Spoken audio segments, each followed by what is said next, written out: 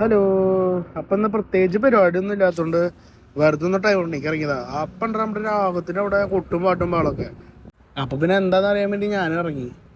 അപ്പൊ പോസ്റ്ററും ഇതൊക്കെ കണ്ടപ്പോ ആദ്യം വിചാരിച്ച് മമ്മൂക്ക് വരുന്നുണ്ടെന്നാ.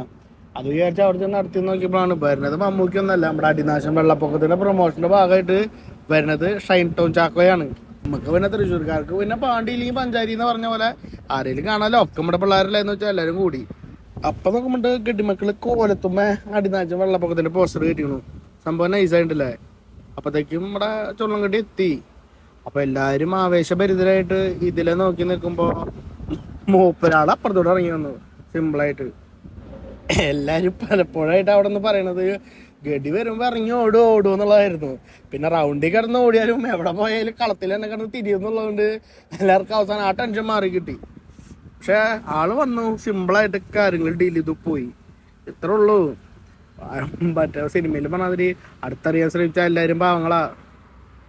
പിന്നെ മൂപ്പരാളെയും കണ്ടിറങ്ങി ഇവന്റെ അടുത്ത് എത്തി കഴിഞ്ഞപ്പോ പിന്നെ കണ്ടാ എന്താന്നറിയില്ല, എനിക്ക് വിശക്കും. അപ്പൊ പിന്നെ ഞങ്ങൾ രണ്ടപ്പവും കഴിച്ച് വടയും കഴിച്ച് ഞങ്ങൾ പിരിഞ്ഞു. ശുഭമസ്തു.